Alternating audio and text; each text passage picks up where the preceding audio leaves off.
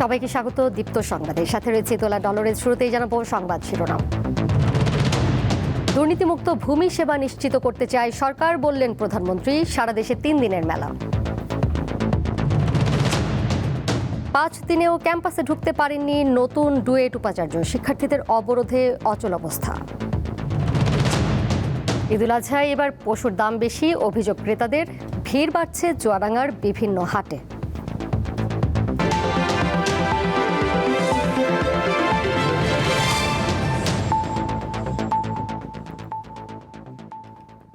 সরকার দুর্নীতিমুক্ত ভূমি ব্যবস্থাপনা এবং মানুষ যাতে নির্বিঘ্নে সেবা পেতে পারে তা নিশ্চিত করতে চায়, এমনটাই জানালেন প্রধানমন্ত্রী তারেক রহমান। আজ রাজধানীতে 3 দিনের ভূমি সেবা মেলার উদ্বোধন করে তিনি বলেন, ভূমি প্রশাসনের প্রায় সব সেবা ডিজিটাল প্ল্যাটফর্মে নিয়ে এসে নাগরিকদের জন্য সেবা গ্রহণ আরও সহজ, দ্রুত এবং কার্যকর করার উদ্যোগ নেওয়া হয়েছে। রাজধানীর তেজগাঁওয়ে ভূমি ভবনে মঙ্গলবার ভূমি সেবা মেলা 2026 উদ্বোধন করেন প্রধানমন্ত্রী তারেক রহমান। এর মাধ্যমে দেশের প্রতিটি জেলা উপজেলায় 3 দিনের এই আয়োজন শুরু হয়। 3 দিন ব্যাপী ভূমি সেবা মেলার উদ্বোধন হতে যাচ্ছে। উদ্বোধনী অনুষ্ঠানে প্রধানমন্ত্রী বলেন, সরকার ভূমি ব্যবস্থাপনা সহজ করার মাধ্যমে জনগণের দোরগোড়ায় সেবা পৌঁছে দিতে চায়। থেকেই জমি ব্যবস্থাপনাকে হয়রানি ও দুর্নীতিমুক্ত করার অঙ্গীকার নিয়ে জনগণের দোরগোড়ায় রাষ্ট্রীয় সেবা পৌঁছে দিতে বর্তমান সরকার কাজ করছে। ভূমি সংক্রান্ত বিষয় আদালত ও আদালতের বাইরে দ্রুত নিষ্পত্তির ওপর গুরুত্ব আরোপ করেন প্রধানমন্ত্রী। তবে প্রচলিত আদালতের বাইরেও জমিজমা সংক্রান্ত বিরোধ নিষ্পত্তির জন্য গ্রাম আদালত কিংবা অল্টারনেটিভ ডিসপিউট রেজুলেশন এডিআর অর্থাৎ বিকল্প বিরোধ নিষ্পত্তির মতো আইনানুগ ব্যবস্থার মাধ্যমে অবলম্বনের দিকেও জোর দেওয়া জরুরি বলে আমরা মনে করি। সরকার প্রতিটি ক্ষেত্রে জনবান্ধব কর্মসূচি নিয়ে এগিয়ে যেতে চায় বলে জানান তারেক রহমান। সরকার পর্যায়ক্রমে একের পর এক নির্বাচনী ইশতেহারের প্রতিটি দফা বাস্তবায়নের মাধ্যমে জনগণের কাছে দেওয়া ওয়াদা পূরণের রাজনীতিকে এগিয়ে নিয়ে যাবার চেষ্টা করছে। বক্তব্যের পর প্রধানমন্ত্রী ভূমি ভবনের বিভিন্ন স্টল ও সেবা কেন্দ্র পরিদর্শন করেন। সঞ্জিতা প্লাবনী, দীপ্ত সংবাদ, ঢাকা। নতুন উপাচার্য নিয়োগ কেন্দ্র করে গাজীপুরে ঢাকা প্রকৌশল ও প্রযুক্তি বিশ্ববিদ্যালয়ে চলমান আন্দোলন অব্যাহত রয়েছে। টানা আন্দোলনের কারণে বিশ্ববিদ্যালয়ের শিক্ষা ও প্রশাসনিক কার্যক্রম স্থবির হয়ে পড়েছে। ক্যাম্পাস জুড়ে থমথমে অবস্থা বিরাজ করছে। সংঘর্ষের ঘটনায় পুলিশ বাদী হয়ে অজ্ঞাত 250 জনের বিরুদ্ধে মামলা দায়ের করেছে। মামলায় সরকারি কাজে বাধা, হামলা, ভাঙচুর, অগ্নিসংযোগ এবং পুলিশ ও সাধারণ শিক্ষার্থীদের আহত করার অভিযোগ আনা হয়েছে। তবে এখন পর্যন্ত কাউকে গ্রেপ্তারের তথ্য পাওয়া যায়নি।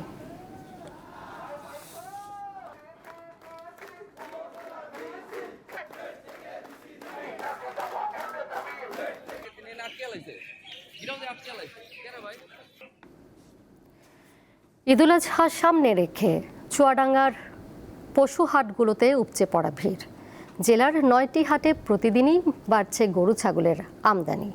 খামারি ও ব্যবসায়ীরা বলছেন, এবছর গরুর দাম ভালো, তবে ক্রেতাদের অভিযোগ এবার গরুতে গুনতে হচ্ছে অতিরিক্ত টাকা। দরদামে চলছে বেচাকেনা। এটি চুয়াডাঙ্গার জেলার দৃশ্য। ডুগডুগি, শিয়ালমারী, মুন্সিগঞ্জ ও আলমডাঙ্গা সহ 9টি হাট বসেছে কোরবানির পশুর। সকাল থেকে জেলার বিভিন্ন এলাকা থেকে ট্রাক, পিকআপ ও ভ্যানে করে পশু আনছেন খামারি ও ব্যবসায়ীরা। 11 মে থেকে শুরু হয়েছে কোরবানির পশুর 9টি হাট। এর মধ্যে 4টি স্থায়ী হাট রয়েছে। বড় বড় খাসি চাল 2টা 21,040 টাকা কেনা হয়েছে। আমি নিয়ে আসছি 8টা, 2টা বিক্রি করছি আর 6টা আছে। হাটগুলোতে ঢাকা, চট্টগ্রাম সহ দেশের বিভিন্ন এলাকার ব্যবসায়ীরা আসছেন পশু কিনতে। জেলার বাইরের বেশিরভাগ ব্যবসায়ীরা হাটে উপস্থিত হওয়ায় এবার পশুর দাম কিছুটা বেশি। এতে কিছুটা চাপে পড়েছেন স্থানীয় ক্রেতারা। একটু আগে ভাগে গরু কিনলাম আর কি, এটা কুরবানির জিনিস, আগে ভাগে পুষবো, মহব্বত আসবে। এখন গরুর দাম এখানে আসি দেখি দাম দিন দিন বাড়তেছে আর আমাদের বেচা কিনা কম। কেবল হাট রানিং হয়েছে ভাই, সামনে হাট থেকে আশা করে এছাড়া ভালো হবে ভাই। জেলা প্রাণী সম্পদ বিভাগ জানায় 4 উপজেলায় 10,000-এর বেশি খামার রয়েছে। কোরবানির জন্য প্রস্তুত 2,02,239টি পশু। যদি জাল টাকা কেউ যদি নিয়ে আসে সেটা শনাক্তকরণের জন্য আমাদের স্পেশাল টিম আছে, এবং কোনো গরু বা ছাগল যদি অসুস্থ হয়ে যায় আমাদের প্রাণী সম্পদ অধিদপ্তর থেকে আমাদের একটা ডাক্তারের টিম রেখে দেওয়া আছে। এবারে সরকার যেহেতু কড়াকড়িভাবে বিদেশ থেকে গরু আমদানি নিষিদ্ধ করছে, সুতরাং খামারিরা এটা ভালো মূল্য পাওয়ার সম্ভাবনা আছে।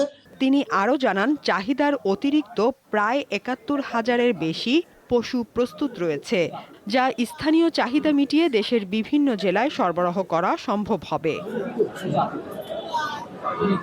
সাদিয়া চৌধুরী, দীপ্ত, বার্তাকক্ষ। স্বরাষ্ট্রমন্ত্রী সালাউদ্দিন আহমদ বলেছেন, ফায়ার ফাইটাররা দেশের মানুষের আস্থা ও নির্ভরতার প্রতীক। দেশের প্রাকৃতিক দুর্যোগে ফায়ার সার্ভিসের ভূমিকা গুরুত্বপূর্ণ হয়ে উঠছে। মঙ্গলবার সকালে নারায়ণগঞ্জের রূপগঞ্জের পূর্বাচলে ফায়ার সার্ভিস ও সিভিল ডিফেন্স মাল্টিপারপাস ট্রেনিং গ্রাউন্ডে এক অনুষ্ঠানে তিনি এসব কথা বলেন। ফায়ার সার্ভিস ও সিভিল ডিফেন্স সপ্তাহ, পদক বিতরণ এবং পাসিং আউট প্যারেড অনুষ্ঠান 2026-এ প্রধান অতিথি হিসেবে অংশ নেন স্বরাষ্ট্রমন্ত্রী। অনুষ্ঠানে তিনি আরও বলেন, সারা দেশে 538টি ফায়ার স্টেশন রয়েছে, যা পর্যাপ্ত নয়। ফায়ার স্টেশনের সংখ্যা ও সুযোগ সুবিধা বৃদ্ধির কথাও জানান তিনি।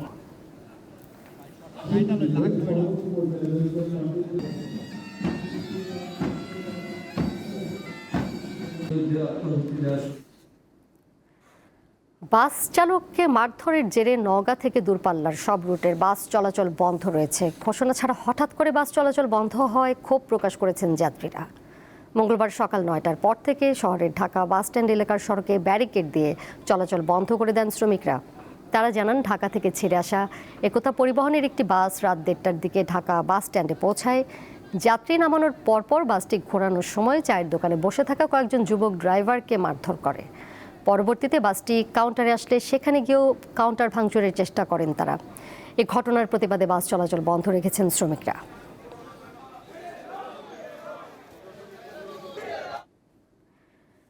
জেলা বিএনপির সহ সভাপতি এম.আর. ইসলাম স্বাধীনকে বগুড়া সিটি কর্পোরেশনের প্রশাসক হিসেবে নিয়োগ দিয়েছে সরকার। মঙ্গলবার স্থানীয় সরকার, পল্লী উন্নয়ন ও সমবায় মন্ত্রীর কাছে যোগদানপত্র দিয়ে আনুষ্ঠানিকভাবে এই পদে দায়িত্ব গ্রহণ করেন বিএনপির নেতা স্বাধীন। এর আগে সোমবার রাতে মন্ত্রণালয়ের উপসচিব স্বাক্ষরিত এক প্রজ্ঞাপনে বলা হয়, কর্পোরেশন গঠিত না হওয়া পর্যন্ত অথবা পরবর্তী আদেশ না দেওয়া পর্যন্ত এম.আর. ইসলাম স্বাধীনকে বগুড়া সিটি কর্পোরেশনের পূর্ণকালীন প্রশাসক হিসেবে নিয়োগ দেওয়া হয়েছে।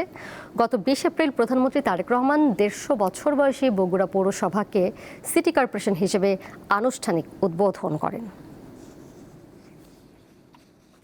চট্টগ্রাম নগরীর পতেঙ্গায় পৃথক দুটি বিশেষ অভিযানে বিপুল পরিমাণ জেট ফুয়েল, জ্বালানি তেল ও ভোজ্য তেল জব্দ করেছে কোস্টগার্ড। দুপুরে সংবাদ সম্মেলনে তথ্য জানান কোস্টগার্ডের কমিউনিকেশন অফিসার লেফটেন্যান্ট হাসিবুল ইসলাম। তিনি জানান, উপকূলীয় এলাকায় চোরাচালান ও অবৈধ মজুদ ঠেকাতে নিয়মিত টহল, গোয়েন্দা নজরদারি ও বিশেষ অভিযান চালাচ্ছে কোস্টগার্ড। গোপন সংবাদের ভিত্তিতে সোমবার রাতে পতেঙ্গার ভিআইপি রোড এলাকায় অভিযান চালিয়ে প্রায় 23,35,000 টাকা মূল্যের 7,000 litre jet fuel, 6,000 litre diesel, 1,500 litre octane এবং একটি তেলবাহী ট্রাক জব্দ করা হয়। এছাড়া ইপিজেড থানার আকমল আলী সুইচ গেট এলাকায় পৃথক অভিযানে প্রায় 9 লাখ টাকা মূল্যের 5,000 লিটার ভোজ্য তেল জব্দ করা হয়েছে।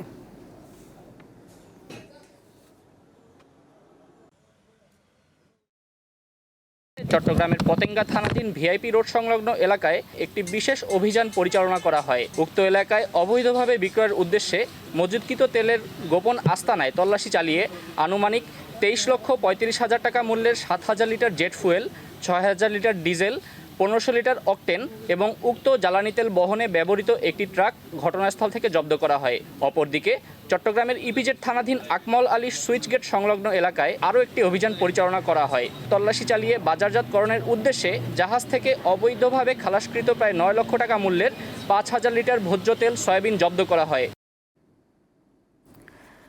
চট্টগ্রামের লোহাগাড়ায় পৃথক স্থানে দুটি ব্যাটারি চালিত অটোরিকশা চালককে গুলি করেছে সন্ত্রাসীরা। সোমবার রাতে উপজেলার বড়হাতিয়া ইউনিয়নের 8 ও 9 নম্বর ওয়ার্ড এলাকায় এই ঘটনা ঘটে। পরিবারের অভিযোগ, স্থানীয় একটি পাহাড়ি সন্ত্রাসী গ্রুপের খাদ্য সামগ্রী পরিবহনে অস্বীকৃতি জানালে অটোরিকশা চালক আকিবকে গুলি করা হয়। আরেক অটোরিকশা চালক কাইয়ুম শরীফ জানান, ইউনিয়নের ঘোনার মোড় এলাকায় যাত্রী নামিয়ে ফেরার পথে দুর্বৃত্তরা পেছন থেকে তাকে গুলি করে। গুলিবিদ্ধ দুজনকে লোহাগাড়া উপজেলা স্বাস্থ্য কমপ্লেক্সে নেওয়া হয়। পরে অবস্থার অবনতি হলে চট্টগ্রাম মেডিকেল কলেজ হাসপাতালে পাঠানো হয়। এ বিষয়ে লোহাগাড়া থানার ভারপ্রাপ্ত কর্মকর্তা জানান, খবর পেয়ে রাতে পুলিশ টহল পরিদর্শন করেছে। এই ঘটনায় কেউ লিখিত অভিযোগ করেনি।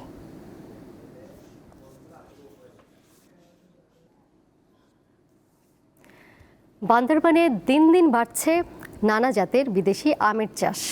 থাইল্যান্ডের কিং অফ চাকাপাত, চিয়াং মাই, জাপানের মিয়াজাকি, রেড পালমার সহ নানা প্রজাতির দামি বিদেশি আম চাষ করে সফল হয়েছেন কৃষকরা। সূর্যের ডিম নামে পরিচিত মিয়াজাকি বিশ্বের সবচেয়ে দামি আম। এটি জাপানের একটি জাত। খেতে সুস্বাদু এই আম আন্তর্জাতিক বাজারে লাল আম নামেও পরিচিত।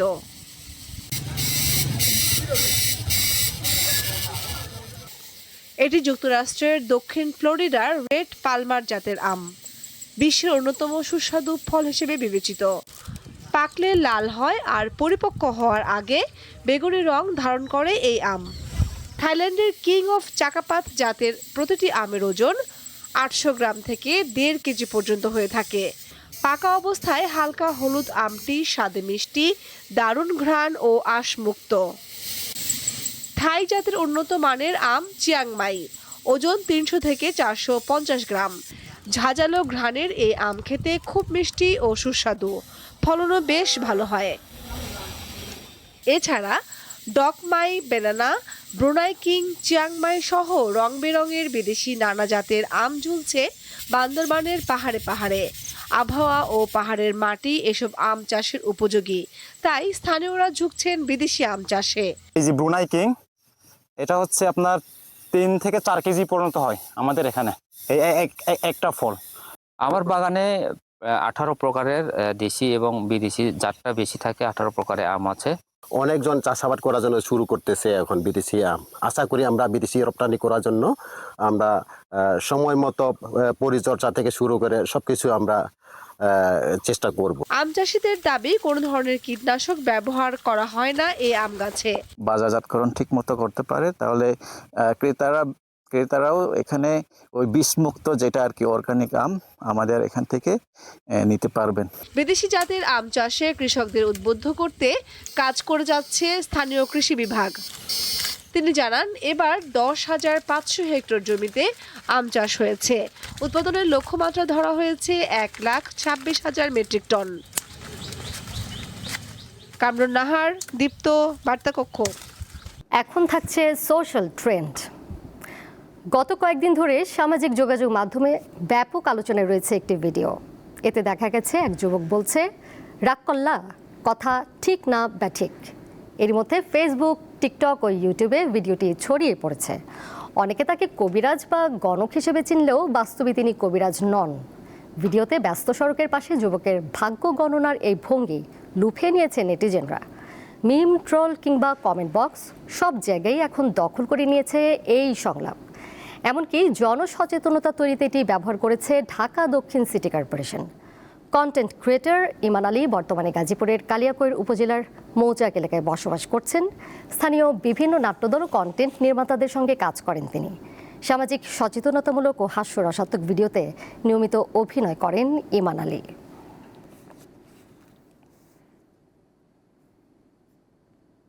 যাচ্ছি পরের প্রসঙ্গে। ডিবিএল সিরামিক্স এর টাইল চক ক্যাম্পেইন বিশ্বের অন্যতম মর্যাদাপূর্ণ ক্রিয়েটিভ অ্যাওয়ার্ড 1 শো 2026 অর্জন করেছে। 2টি ক্যাটাগরিতে গ্রিন পেন্সিল এবং সাস্টেইনেবল ডেভেলপমেন্ট গোলস পেন্সিল মেরিটে অ্যাওয়ার্ড অর্জন করেছে প্রতিষ্ঠানটি। এই অর্জনের মাধ্যমে ডিবিএল সিরামিক্স এখন বাংলাদেশের প্রথম সিরামিক্স ব্র্যান্ড যারা এই লেভেলে গ্লোবাল ক্রিয়েটিভ প্ল্যাটফর্মে স্বীকৃতি পেল। বিশ্ব মঞ্চে যাওয়ার আগে থেকেই টাইল চক ক্যাম্পেইন একের পর এক আন্তর্জাতিক পুরস্কার জিতেছে। এর মধ্যে ঝুলিতে জমা হয়েছে এশিয়ার বিখ্যাত স্পাইকস এশিয়া, অ্যাড ফেস্ট এবং the ad forum Phoenix tribute 2026-এর মতো মর্যাদাপূর্ণ সব সম্মাননা।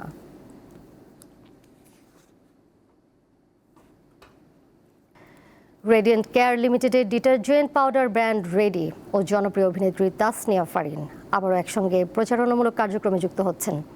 এর ধারাবাহিকতায় নতুন ক্যাম্পেইন নিয়ে সামনে আসছে ব্র্যান্ডটি। এই কার্যক্রমকে সামনে রেখে রেডি ডিটারজেন্ট পাউডারের সঙ্গে তাদের পথ চলা অব্যাহত রাখার ঘোষণা দেওয়া হয়। এ উপলক্ষে রবিবার রেডিয়েন্ট কেয়ার লিমিটেডের প্রধান কার্যালয়ে একটি চুক্তি স্বাক্ষর হয়। অনুষ্ঠানে উপস্থিত রেডিয়েন্ট কেয়ার লিমিটেডের head of marketing Fazal Mahmud Rani বলেন, তাসনিয়া ফারিন একজন গুণী অভিনেত্রী। তার পরিচিতি, ব্যক্তিত্ব এবং দর্শকদের ভালোবাসা এই ব্র্যান্ডের সঙ্গে খুব সুন্দরভাবে মিলে যায়।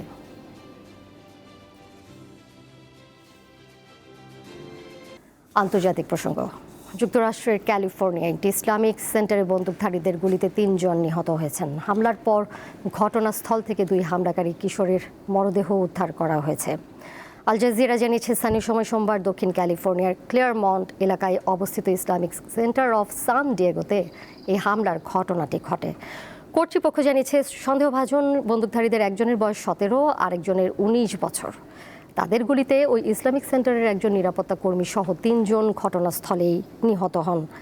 হামলার পর 2 সন্দেহভাজন বন্দুকধারীকেও মৃত অবস্থায় পাওয়া যায়। তারা আত্মহত্যা করেছে বলে ধারণা করছে পুলিশ। ঘটনাটিকে হেট ক্রাইম বা বিদ্বেষজনিত অপরাধ হিসেবে তদন্ত করা হচ্ছে। হামলায় ইসলামিক স্কুলে থাকা শিশুদের কেউ আহত হয়নি। এই ঘটনার পর নিউ ইয়র্ক পুলিশ বিভাগ শহরের বিভিন্ন মসজিদে নিরাপত্তা জোরদারের ঘোষণা দিয়েছে।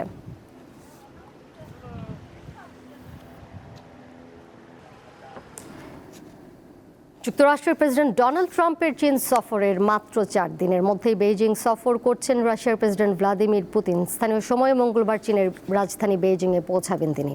রুশ গণমাধ্যম তাস জানিয়েছে, 19 ও 20 মে বেইজিংয়ে অবস্থান করবেন রুশ প্রেসিডেন্ট। এ সময় চীনের প্রেসিডেন্ট শি জিনপিং এর সঙ্গে বৈঠক করবেন তিনি। পুতিন জিনপিং বৈঠকে বাণিজ্য, জ্বালানি সহযোগিতা ও আঞ্চলিক পরিস্থিতি গুরুত্ব পাবে বলে ধারণা করা হচ্ছে। এছাড়া বাণিজ্য ও অর্থনৈতিক বিষয়ে চীনের প্রধানমন্ত্রী লি কিয়াং এর সঙ্গেও পুতিনের বৈঠকের কথা রয়েছে। এই সফরে পুতিনের সাথে রাশিয়ার বেশ কয়েকজন মন্ত্রী, প্রতিমন্ত্রী সহ সরকারি বেসরকারি বিভিন্ন আর্থিক সংস্থার প্রধান নির্বাহীরা রয়েছেন। পুতিনের এই সফরকে অনেকেই বেইজিংয়ের পক্ষ থেকে একটি কৌশলগত ভারসাম্যের প্রদর্শন হিসেবে দেখছেন। এর সাথে শেষ করব দীপ্ত সংবাদ। যাবার আগে শিরোনামগুলো জানিয়ে দিব আরও একবার। দুর্নীতিমুক্ত ভূমি সেবা নিশ্চিত করতে চাই সরকার, বললেন প্রধানমন্ত্রী। সারা দেশে 3 দিনের মেলা। 5 দিনেও ক্যাম্পাসে ঢুকতে পারেননি নতুন ডুয়েট উপাচার্য, শিক্ষার্থীদের অবরোধে অচলাবস্থা। ঈদুল আজহায় এবার পশুর দাম বেশি, অভিযোগ ক্রেতাদের। ভিড় বাড়ছে চুয়াডাঙ্গার বিভিন্ন হাটে।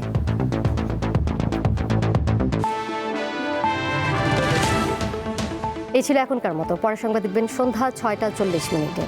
এছাড়াও আরও তথ্য এবং বিনোদনের নানা খবরাখবর জানতে যুক্ত থাকুন দীপ্ত ডিজিটাল প্ল্যাটফর্মে। সবাইকে ধন্যবাদ এতক্ষণ সাথে থাকার জন্য।